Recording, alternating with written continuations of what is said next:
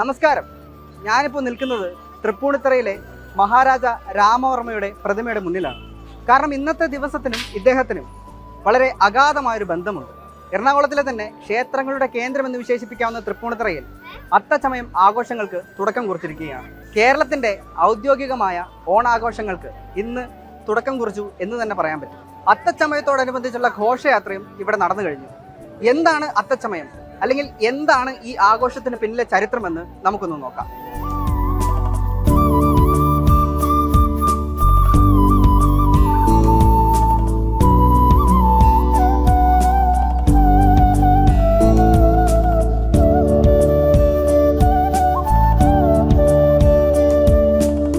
പണ്ട് കേരളത്തിൽ രാജഭരണം നിലനിന്നിരുന്ന സമയം കൊച്ചി രാജാവ് സർവാഭരണ വിഭൂഷിതനായി തൻ്റെ സകല സൈന്യത്തോടും കൂടി പ്രജകളെ കാണാനിറങ്ങുന്ന വലിയ ആഘോഷമായിരുന്നു അത്തച്ചമയം അന്ന്.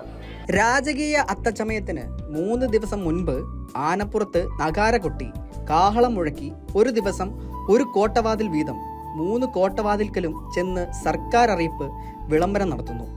ഇതിന് ദേശമറിയിക്കൽ എന്നാണ് പറയുന്നത്.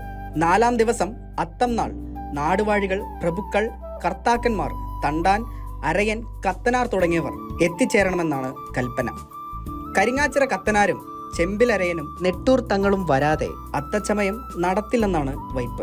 എന്നാൽ ഔദ്യോഗിക തലത്തിൽ നടക്കുന്ന ഓണാഘോഷ പരിപാടിയിലെ ഒരിനമാണ് അത്തച്ചമയം. ഇന്ന് തൃക്കാക്കര ക്ഷേത്രത്തിൽ നിന്ന് കൊണ്ടുവരുന്ന ഓണപ്പതാക ഉയർത്തുന്നതോടുകൂടിയാണ് ഔദ്യോഗിക തുടക്കം.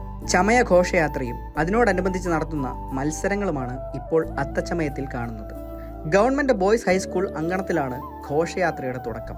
നാടൻ കലാരൂപങ്ങളും പഞ്ചവാദ്യം, പെരുമ്പറവാദ്യം, താലപ്പൊലി, ഉൽപ്പവന കലാദൃശ്യങ്ങൾ ഘോഷയാത്രയിലെ പ്രധാന ഇനങ്ങളാണ്. മികച്ച പ്രദർശനത്തിന് സമ്മാനങ്ങളും നൽകി വരുന്നു. എന്നാൽ ആചാരങ്ങളുടെ ഭാഗമായി കരിങ്ങാച്ചിറ കത്തനാരുടെയും ചെമ്പിലരേന്റെയും നെട്ടൂർ തങ്ങളുടെയും പിൻതലമുറക്കാരെ പങ്കെടുപ്പിച്ചുകൊണ്ടാണ് ഘോഷയാത്ര തുടങ്ങുക. തൃപ്പൂണിത്തുറയിലെ അത്തച്ചമയം കേരളത്തിലെ ഒരുവിധപ്പെട്ട എല്ലാ കലാരൂപങ്ങൾക്കും സാക്ഷ്യം വഹിക്കാൻ അവസരം നൽകുന്ന ഒരു സാംസ്കാരിക ആഘോഷമാണ്. തൃപ്പൂണിത്തുറയിലെ പൂർണ്ണത്രയശ ക്ഷേത്രത്തിന്റെ രാജവീഥികളിലൂടെയാണ് ഈ ഘോഷയാത്ര കടന്നു പോകുന്നത്.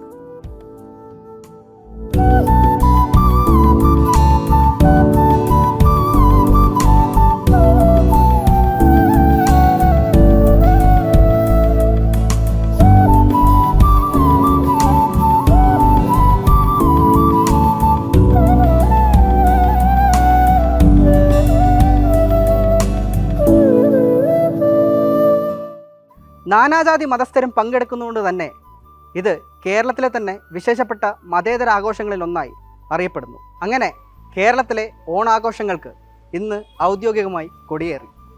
ഏവർക്കും ഹൃദയം നിറഞ്ഞ ഓണാശംസകൾ.